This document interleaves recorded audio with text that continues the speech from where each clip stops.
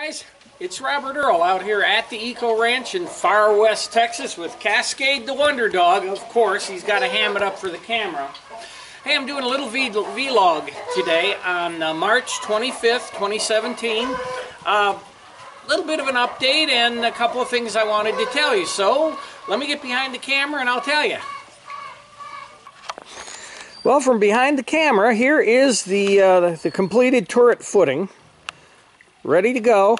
And what I'm doing today is I'm placing the cinder blocks and going to mortar down the cinder blocks and begin with the inner wall, which is going to be a bottle wall. So that's what I'm starting today. So we're actually starting the starting construction on the footing. Got a little bit of cutting to do right here because that the stem from that or the jack rather. From the travel trailer sits right in the way, and I'm just going to cut around that with a cinder block and then pour it solid full of concrete after we pull the trailer out. So we're ready to get going on this. I knew you'd be interested in that. And let me go over on the other side and talk about water for a minute. Alright, still from behind the camera, I want to tell you folks something that to help you avoid what really became a real problem for Debbie and I. Now I'm showing this side right here, this wall. You see the roof line coming down here and ending. That is where the solar panels are right now, and I thought I was going to keep them there permanently. We're going to move them. Whole other set of videos. But the water was going to come down there, go into a gutter, and come down, and you have to picture this, and I realize it's difficult to picture.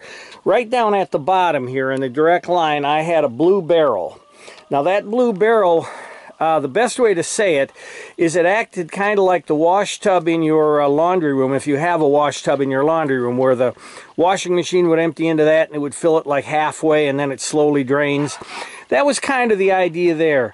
Over here in this corner where you now see the cutoff pipe was where our kitchen sink is. And the blue barrel was in line with that, so that was kind of a that was kind of the safety valve. If there was too much water running through from there and from the washing machine, it would back up into the blue barrel and come out. Now, I'm going to come back to the kitchen sink in a minute because that's the most important part of what I want to tell you. But here,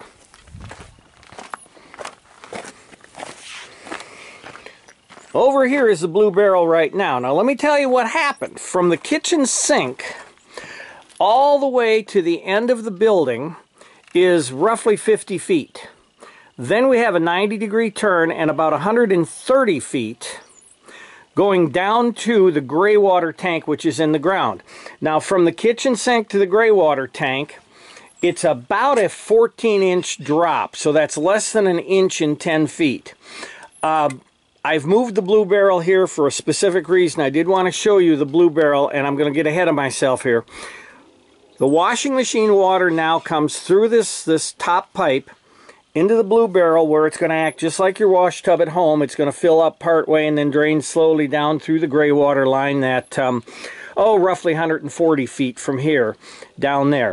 That's cool, but let me come back to the kitchen sink and tell you what you do not want to do, period, the end, if you're off-grid or creating a gray water system. I'm in shadow. I'm not sure how well you see me, but I know you can hear me. Yay! Here's what you don't want to do, and I'll tell you, I built this whole system before I read where somebody said, don't do this. Well, that was because we're actually still in the infancy of sustainable living or new homesteading, and I just didn't know. Nobody knew until somebody said, don't do this. And what you don't want to do is take your kitchen sink and plumb it into your gray water system any more than you want to take your black water, your pee and crap, and plumb it into your gray water system. You know why you don't want to put black water in gray water, but why don't you want your kitchen sink in there? Well, of course, there's little bits of food particles that get washed down in there. Now we have our what I call the ground-based waste disposal system here, which is chickens. Throw it on the ground, the chickens eat it up. But little tiny particles get through. And more importantly, we cook a lot of rices and pastas and things, and all that starch that comes out that you rinse off, and I put a little bit of oil in with my pastas when I cook them, that little bit of oil. Well, all of that over time, especially on a run, unless it's a run that's 8 or 9 feet, and even then you'll have an issue. But on a run as long as mine, all that oil, all that starch starts to build up on the inside of the pipes and gives your pipes arteriosclerosis, hardening of the arteries. And you don't want that. Builds up slowly and slowly. And also, you know, we occasionally fry, we use butter, we wash our dishes. All that binds with the soap, binds with the starches, gets in there. Well, long story short, pipes clogged up. Well, one time the pipes clogged up. I took them apart, which is a big job because I had to dig them up and take them apart and then re-glue them. And they're all PVC, but I had to re-glue them. Ran a hose down there, and the hose got the block and washed it out. Well, then I had the computer tell me every month to pour hot water down the drain. Well, that didn't work so well. I would pour roughly 9 gallons of boiling water. I have these 2 big stock pots. 9 gallons of boiling water down the sink here, and then I'd run around real quick, put my hand in at the gray water, ice cold coming out. So it was chilled by the time it got to where the clogs were. Bottom line is, that didn't work, Drano didn't work, nothing worked, the pipes clogged up. Well, I didn't realize they were clogging up because that blue barrel that used to be over here, the water would come up in that blue barrel carrying all that glarf with it, and then it would settle out. And so even if it drained real slowly, I never knew because that was a 60-gallon barrel. Well, when I took it all apart, I had that much black, awful, nasty glarf in the bottom of that barrel. I poured boiling water in it and got in and chopped it up, cleaned it all out, reinstalled everything. Bottom line, and my gray water system is set up for this bottom line, by the way. No problem with the laundry. No problem with the rinse water, wash water in the laundry. No problem with your shower water. That's why the bathrooms are in that, they're in the gray water line. No problem with your sink water, even if you are running your toothpaste, you know, brushing your teeth and putting it in there. And if you happen to be one of those people like so many others, not me, but so many others, and you happen to pee in the shower when you're showering, well, that's okay. That can go into gray water because it gets diluted out. And then we water all our plants with the gray water. Do not, under any circumstances, connect your kitchen sink to your gray water system. You'll regret it, and I spent a full day digging and chopping and moving that thing and digging out all that glarf. Don't do it. You've been warned by me, and I was warned about a year after I constructed this whole system. So hopefully I'm catching you before you do it. Okay, so I've moved myself. I'm trying not to be in the shadow, but the sun is behind you, so it's going to be bright. I apologize for that. But if I wait till afternoon, the West Texas wind comes up, and we don't want that. So let's talk about water for a minute. You know, it's been said, and I've said this several times in videos, that the next world war, barring the guy with the raccoon on his head pressing a button, the next world war will be fought over water. And you can see that in what happens when you've got places like India and China restricting water going into Bangladesh. They flood in the rainy season and they die in the dry season because the upstream countries are restricting water. The Nile, they're concerned about the Nile because the upstream countries are now wanting to utilize the water because they're developing. So water is an issue, and it's something that we have to look into. We cannot pump groundwater out forever. We already know that on the Ugalala aquifer and in the Great Plains. We already know what happened in the Dust Bowl in the 1930s. So we need to conserve water, and by conserving you need to be smart, not ration. But the reason I'm talking about water now is because I went through that whole thing with the gray water. We ran out of water on the turret build. I was really funny. I ran out of aggregate, Portland, lime, and water. All at the same time. I ran out, the last load I ran out of water. Well, we have 600 gallons of emergency water that I went and used. But my only alternative was we were out of water. I have to go to the creek, have to load up this, go to the creek, get water from the creek, and it's 200 gallons a trip. Well, about the same time as all this is going on, something, and I don't remember the name, but I saw it on Weather Nation, the National Weather Forecasting Agency or System. It's another NGO group that predicts weather. They came out and they essentially said that we were going to be hotter and drier this year than normal. And of course, that's part of normal weather fluctuations also, but it also could be a part of man-made climate disruption. And I'm not going to get into that right now because there's a surprising number of people that believe that 3% of the climate scientists that are on the fossil fuel industry's payroll that say there's no such thing as man-made climate disruption or it's not bad. So I'm not going to get into that because you people can be really hard-headed and dumbass about that. And I'd rather you listen to what I have to say and will not discuss something that's non-controversial.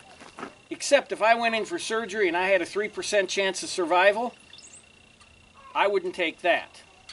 Because of that and a couple of other things that came out, there's a series that was done in '09 called Hot Cities that they replay on Link TV, and Hot Cities was talking also about water and you know, how water is going to be a serious issue, and it's definitely an issue out here in this desert.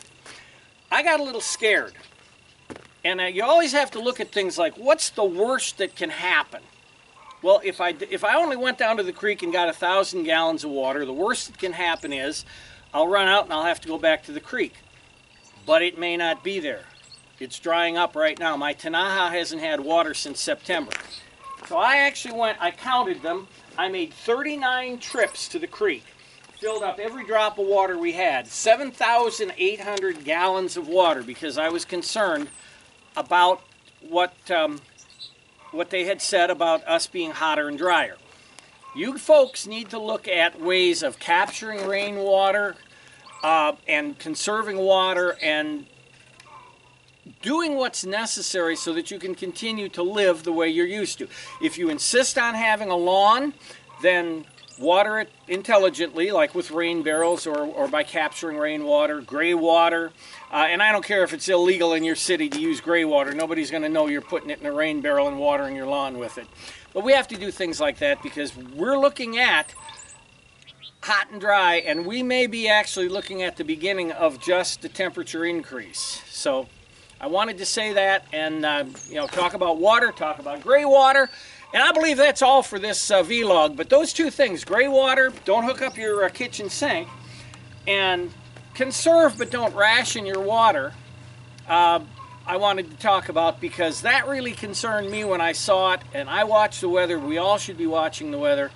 And so with that, I believe I've covered everything except visitors. Come visit the Eco Ranch, but listen to what I have to say in this next little segment, and let's cut it. Okay, now finally, as it said in the vlog, visit the Eco Ranch. Debbie and I, well, not so much Debbie. She kind of likes to be by herself out here in the desert. She loves it out here. But I do enjoy when people come to visit. I love it when you come. I love it when you question all the things that we do. And I've made some campsites out here. I call it on the point out there by the road. You can camp out there. You can use our water. If you've got a extension cord long enough, you can plug into the house, stay a couple of days for free. We just ask that you maybe do a little bit of work, help us out a little bit. People always call and say, well, I'm coming out, what can I bring you?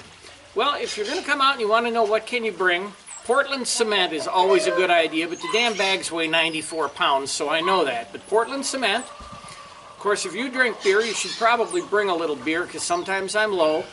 Tortillas and cheese, always good things. If you want to know what to bring, that's what you bring. One of those four or all of those four.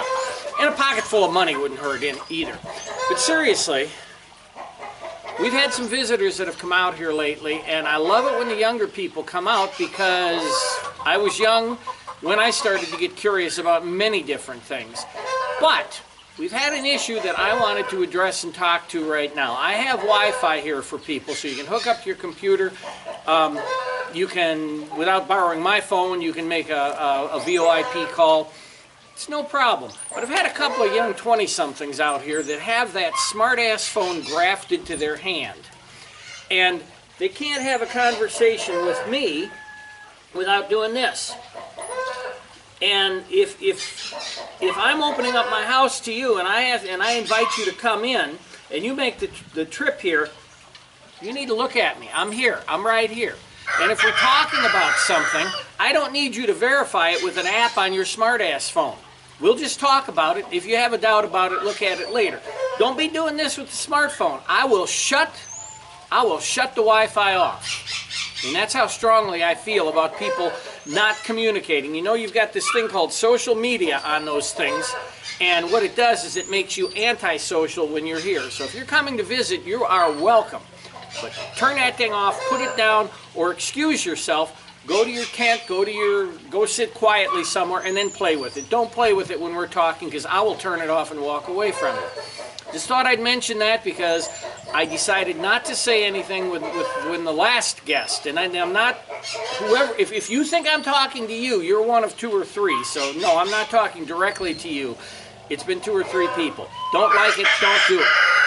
They don't like it either. Don't do it, please. But do come and visit. Come and visit. Try to call ahead just in case. Friday afternoons I tend to go into Terlingua and sit in the ghost town for a while and drink beer and talk to my friends.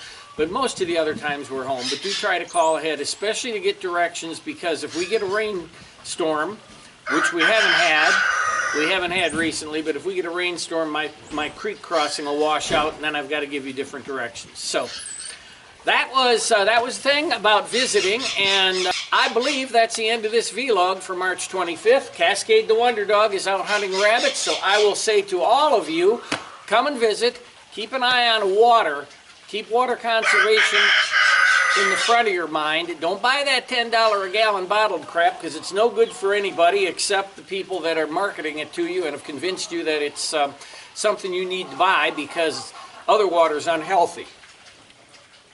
It's not unhealthy. With that, I'll talk to you folks later. Thank you. It's Robert Earl at the Eco Ranch in Far West, Texas. See you later. Cascade, where'd you go? Oh, he's laying down.